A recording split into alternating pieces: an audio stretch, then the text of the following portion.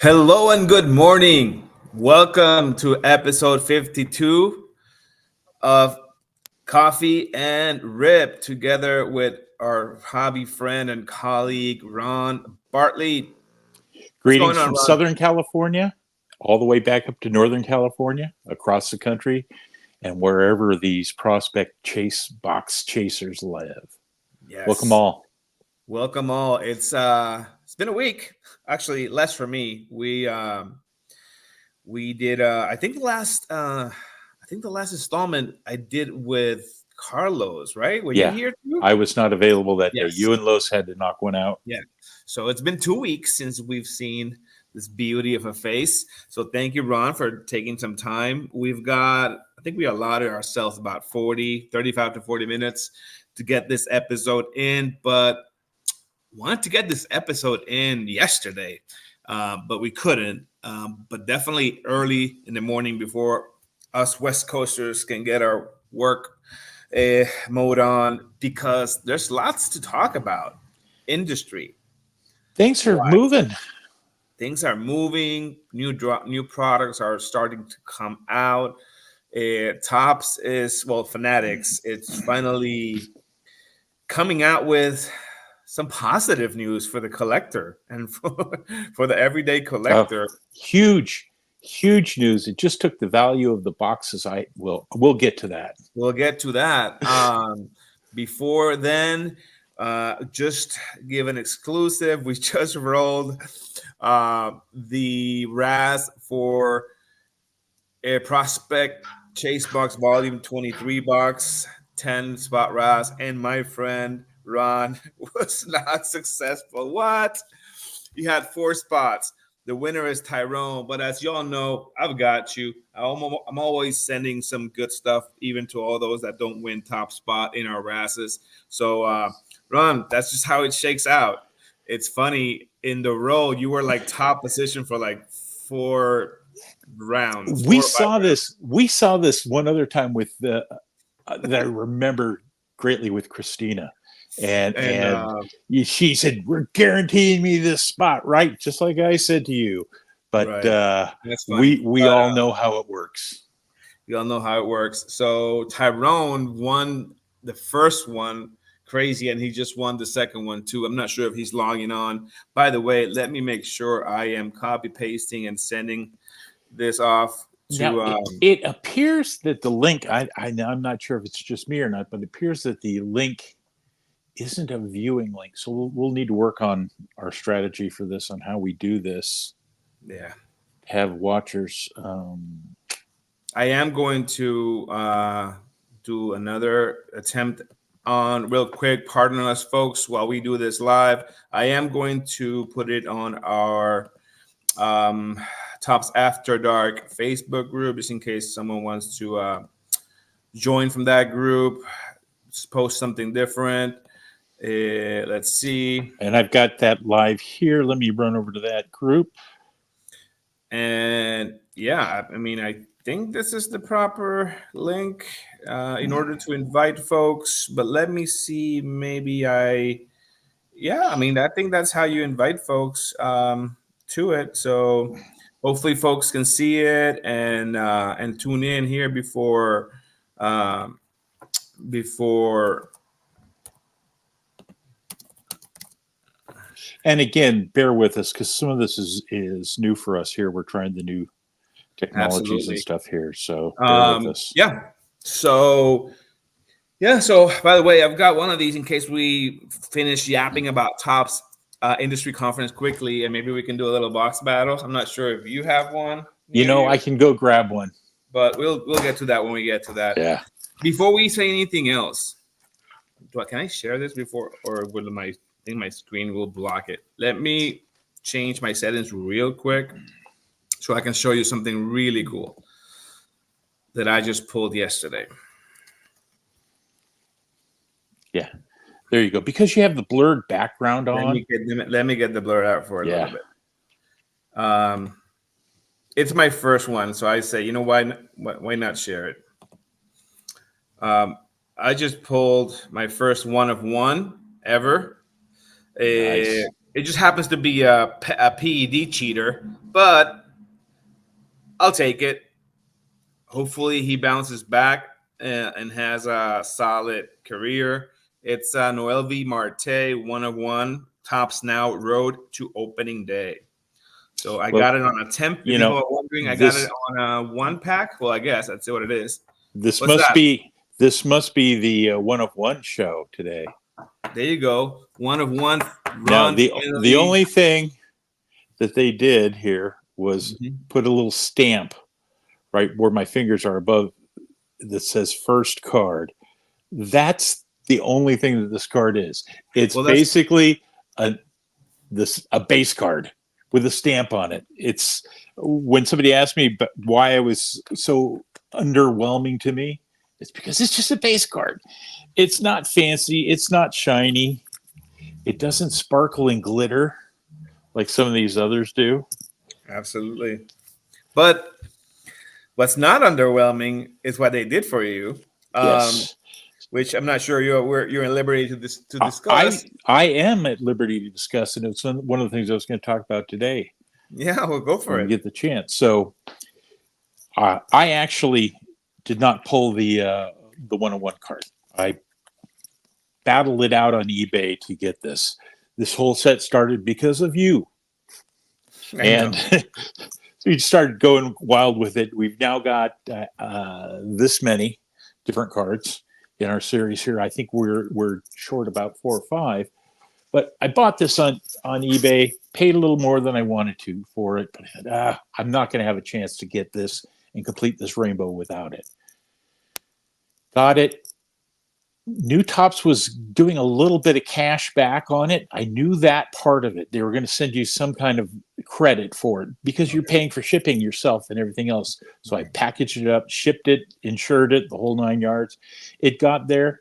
They turned around and sent me a note saying, "Hey, thanks for your submission. By the way, we're going to give you $150 credit on Tops."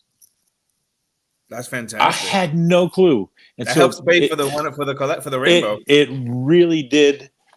It really does help pay for this card and a couple others in the series. So Absolutely. Which in my opinion, first thing on my mind was, oh, this is going to create. Most people know it's going to create a rush in the marketplace, Facebook Marketplace, eBay, whatever, to just buy up those yep. 1 of 1s. But guess what? Nobody's selling them. No, I went and looked. After I did it, I did the same as you. I went and looked because every Nobody's one of selling. those it's like pulling, the Acuna or Yeah. Otani last year. It's a 101. It's worth money in the bank And the funny with thing is, I those. think we've talked about this in a previous episode, but um, many of these 1 of 1s are sitting in a trash can, in a dumpster, because the way they did this 1 of 1 stamping on the back, the serial numbering part, I mean, not the actual stamp on the front of the card, the serial Yeah, numbering, it's in the back and it's buried kind of like by the fine print, by the code and fine print. And so breakers that are mostly opening up this product like crazy. The majority of the majority of the breakers that get huge allocation, there it is right there. The majority of the breakers that get allocation, uh, they are just literally opening in and going like this, going to the middle part where the stuff is, whatever. They're not even seeing that. And the majority of these volume players, they're not even selling complete sets. They're yeah. probably just donating those cards or sending them off to who knows where.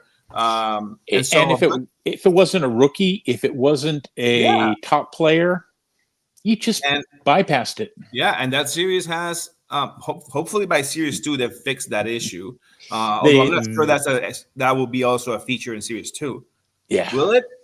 Will they Who have knows? I haven't seen it yet. whatever, first pick, first First stamp or card. whatever? First card. Who knows? Maybe not. Yeah. So what I'm saying is the majority of those, so a set of 350 cards, which is series 1. I venture to say what, like 280 are about whatever players. No rookies, no stars, no future stars, no nothing.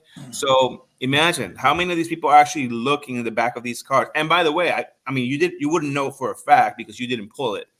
but I am almost certain that those cards aren't flipped around.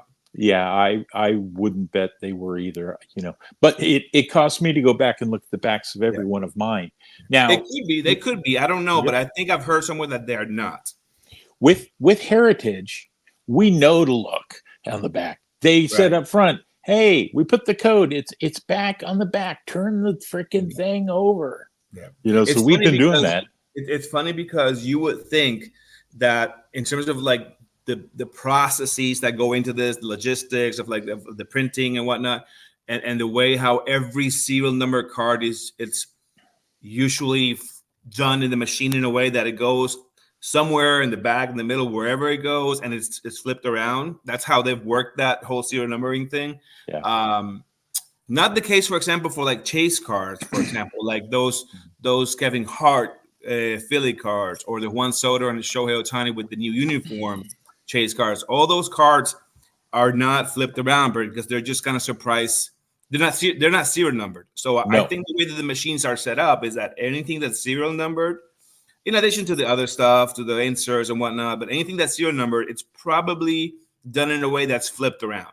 So Yeah, you would probably. think that this card being a serial number card, it would be flipped around. Even if it didn't have, even if the error was forgetting about the stamping, you would think that they'd be flipped around. Yeah. But no one knows. If anyone watching this, I doubt it. Which Ever pulled. speaks to something that Topps did. They had a mistake. They've actually come out and said, "Hey, yeah, we acknowledge this and we're correcting it." Yeah. Which speaks volumes to our next subject. Yeah. Topps Industry Conference. Many. So again, we love to rip on Topps on this series, on this Coffee and Rip series, and with reason. But we also got to give them shout outs when they actually get something right. We hope that this is the beginning. Fanatics fully apparently taking over the operation and the contracts with printing and manufacturing and everything, the whole process. We hope that these snafus that we've seen in the last few years eventually stop. The whole missing cards, we forgot about this format and we didn't put the cards in, and there's 3 1-of-1s and like all that stuff. We hope that that's something of the past, but we'll give props when props are due. And so Topps celebrated in Atlanta this week. I think Monday. I think it was Monday and Tuesday. Their Topps Industry Conference, which essentially it's a collection of LCSs and distributors. I mean LCSs and people that are in the industry per se, people that get allocation essentially. Yeah. The only media people that were there, which is kind of unfair, but I mean it is what it is, are the select people that both have an LCS or a breaking channel, and as part of their content strategy, also put out videos and are on social.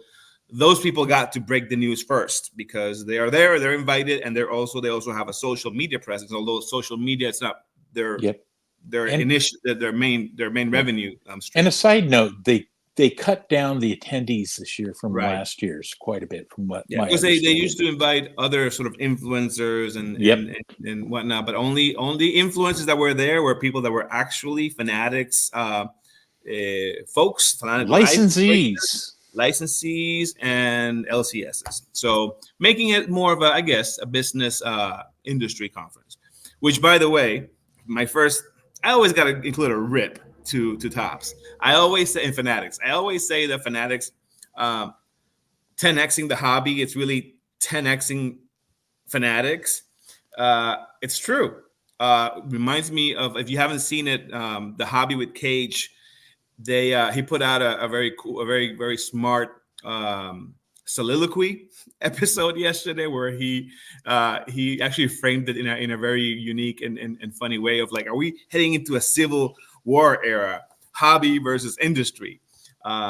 Because he does take my side that this is really more about expanding the industry.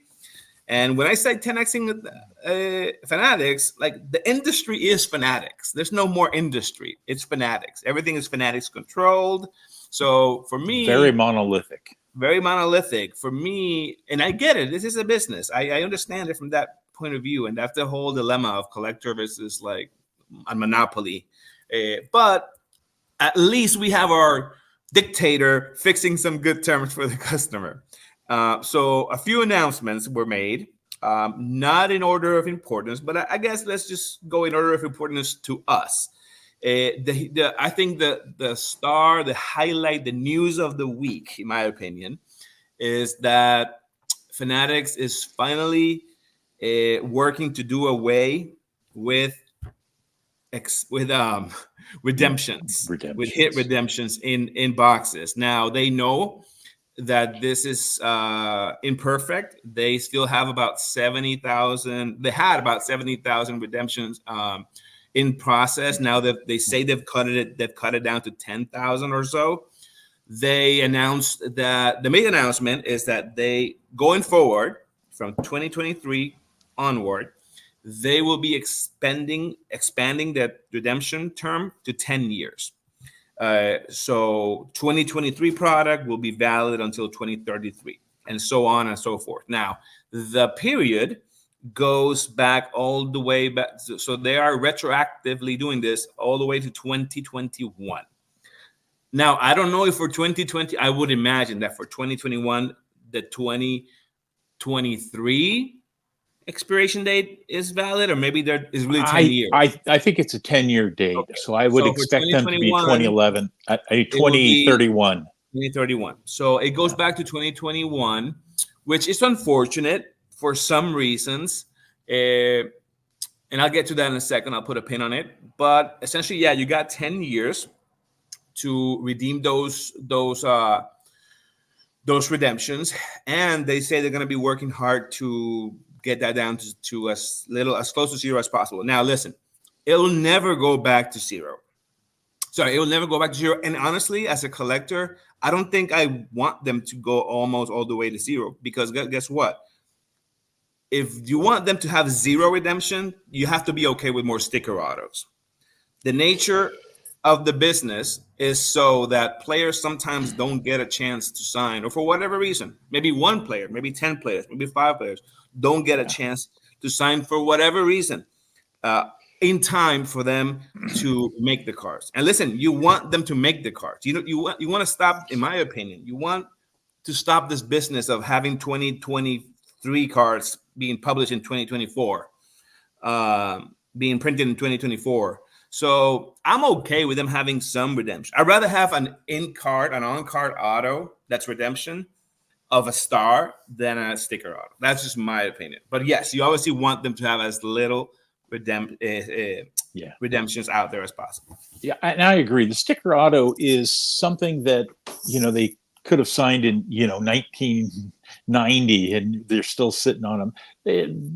And they fade over time more than an on-card auto does. So I personally like the on-card auto much more, but I admit I do own sticker autos, and I own autos on cards of people that the cards were produced after they died. I have a few Stan Musial cards. Before he died, he signed thousands and thousands of sticker autos so his legacy could live on. And there was a person who controlled that.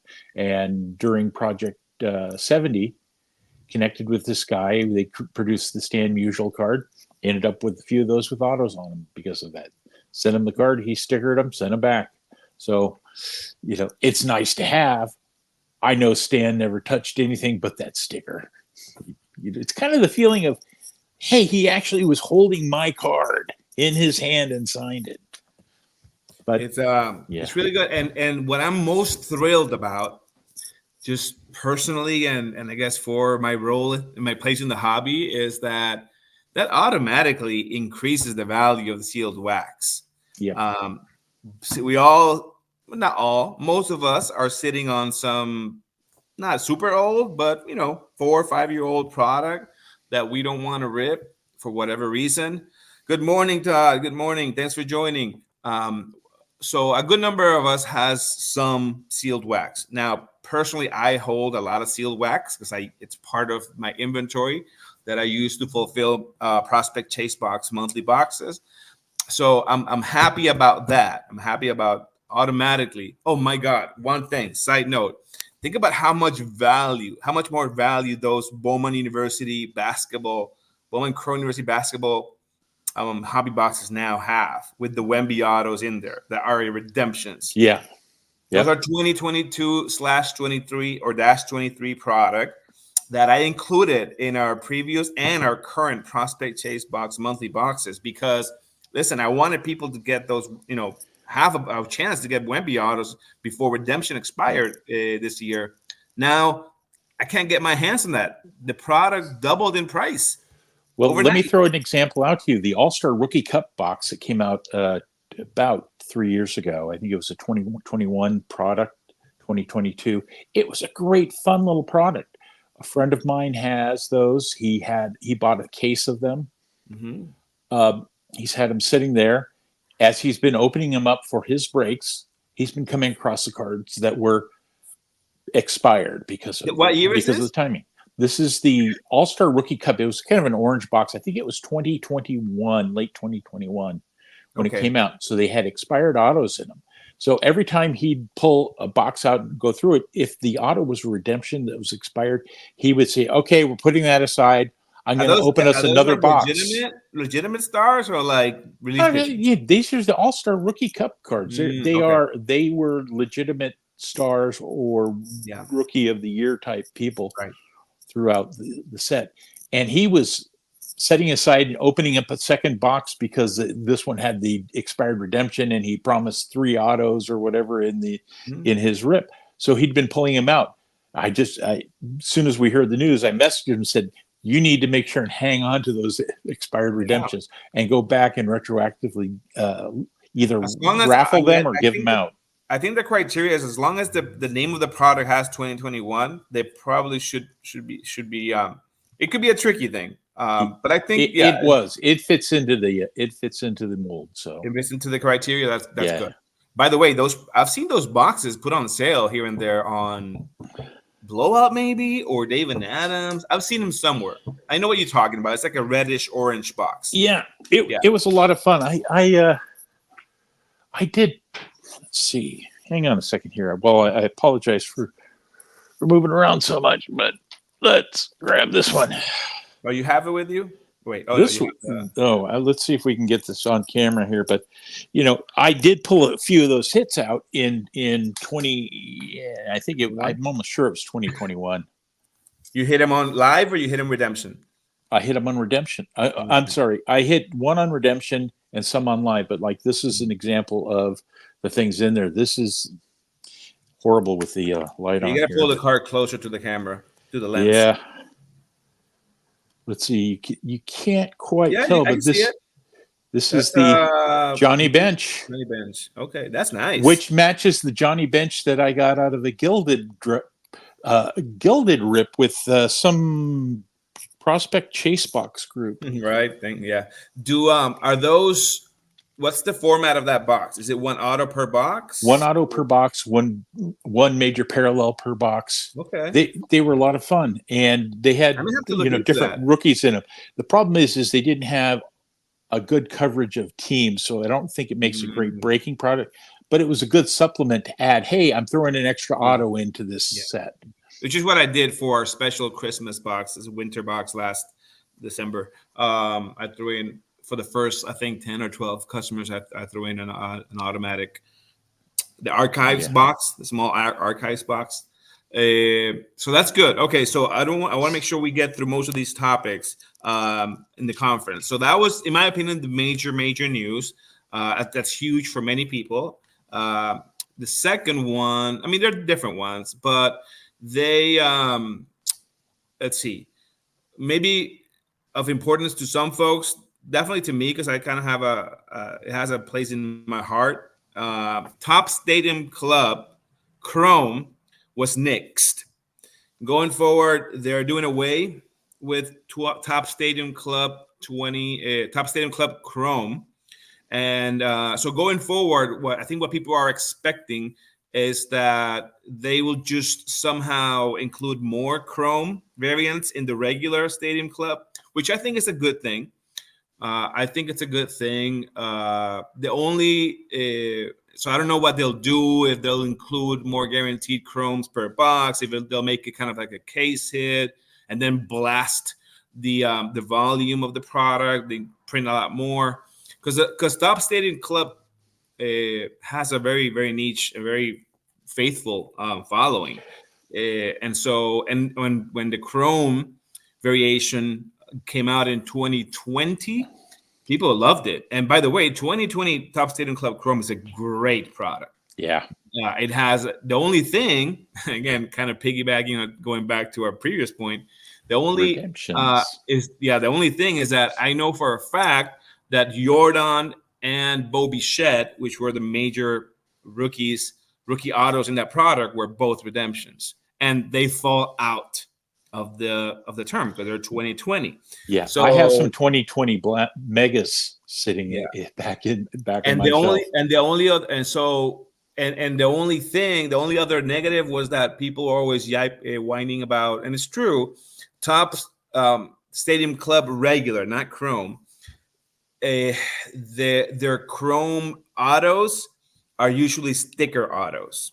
Yep. And so people, whereas Top Stadium Club Chrome, probably because it came out later in the year, their autos are actually on card. Yeah. So hopefully going forward, what they do is they find a way to do away with sticker autos in those Chrome variants, and they include more per box because that is a really cool product. But 2022 still to this day, for example, 2022 has amazing Bobby Witt autos on card.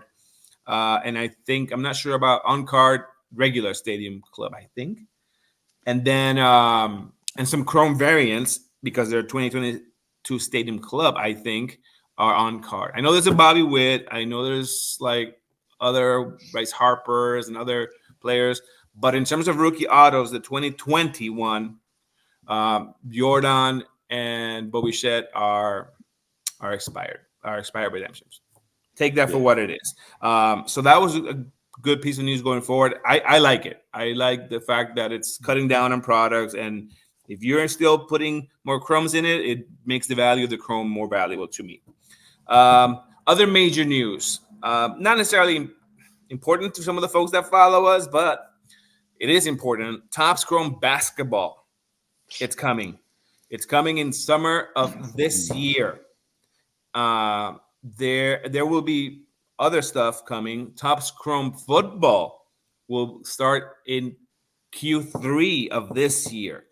The first product that they were going to come out with, it's called Topps Chrome, 24 Topps Composite football, which is probably like a Chronicles product. It has one of the, so what Topps is it composite? What did I say? Composite? Composite. Yeah. Sorry. Composite. Okay. I'm like reading Parasite. Composite. It could be like composite. It could be composite. You're right. It could be. They make up all these freaking phrases. And so no, they do. I mean, yeah. What do they call it? What are they going to call it? Chronicles? They can't do that. Yeah. But yeah, it's the Chronicles type of product that includes like top. But it's funny because it'll include like archives, heritage, cosmic, chrome. Topps Chrome, Topps. It'll be a Chronicles type of product that has a mix of everything. That's going to be their introduction into football again in this year. And as much as I love football as a sport, I hate it as a hobby because players have such short lives in there, and they have so much junk in one of those boxes. It's like getting 90% of the boxes relief pitchers. I don't love it. I don't like football. I especially don't like football. Yeah. And I don't like basketball. Other than it is really cool that we will now have a chance to pull and get like LeBron autos, KD autos, Wemby autos, and on the regular. That's kind of cool. But it's without having to go the Topps Now route. But as a hobby, I much rather have, rookie stars, prospects that baseball has. So that's one big announcement. Another big announcement, big for me, I think, because I like this type of thing. Fanatics finally unveiled their plans for new programmatic shows, events being rolled out on the day on yearly. They starting this year, they are going to do um, four types of events. They're gonna do like larger flagship gatherings. They're gonna do like the Fan Fest that's happening in New York during August in Brooklyn or whatever that is. They're going to do regional shows. I would imagine in the in the line in the flavor of like Dallas regional show, something like that. They're gonna do venue specific shows at stadiums where local athletes are gonna come and sign autographs or whatever. And they're also gonna do like partner events that are associated with a particular like event, like the Super Bowl or NFL draft or whatever. And they announced a few events that are starting this year. They are doing another Fan Fest in Orlando. I believe that is in November, something like that. There is a show at PNC in Pittsburgh. That's more a regional show where they're gonna have regional athletes sign autos and whatnot. And I think that's it. And that one is in. There's one in a. Oh my god! I put it on my actual calendar. Let me tell you in a second, which is kind of cool that they have different options. So the October one. How do I see this? September. How about if I just pull out the press release? Here we go. November, the Fanatics Fest in Orlando, November 1 through 3rd. PNC Park, a smaller gathering in September, the last week of September, 28, 29. And then I think that's what it is right now. And obviously we know about the Fan Fest in August 16 and through 18. So yeah, I'm gonna try to see if I can go to one of those things. I love the fact that those are gonna be more centered on the experience and some collectibles, but more experience based. I like that. I'd never been to a national run. I don't know if you have. Nope. But the national really doesn't speak that much to me. Bunch of white, old, raggedy dudes with old LCSs. What? don't feel alluded to. You don't sell products. I feel seen. That dictate where that conference goes, and the fact that show is like dealer led, and they only go and make it in cities where dealers can get to in their raggedy old rented vans and whatnot. How did they end up in Cleveland then? Because they mapped it out. This is led by a board of directors. It's a nonprofit that's led essentially by people that have by LCSs. Yeah. And people don't want to move their product and carry their product too far from where most people are. So that's why in Vegas, damn it. That's why this show is typically in the Midwest, because it's the place where they can get too easy and drive too easily. Avoid, because remember, most of these folks are showing a lot of product and memorabilia and whatnot. So it's hard to travel when you're having to set up a display. So I mean, I understand it from that point of view, but that doesn't. So it's just not my thing, because I don't necessarily want to, and they don't have much. I mean, granted, they've improved that experience. They've brought in more corporate folks showcasing their products and whatnot, but it's not for me. I mean, and then it's hot. It's usually like AC is terrible. I'd much rather go to a regional big show like Dallas or Philly than go to a national. I get the whole experience of a national, but honestly, until they do it in California, which Burbank is doing, and Fanatics is going to take over that, by the way.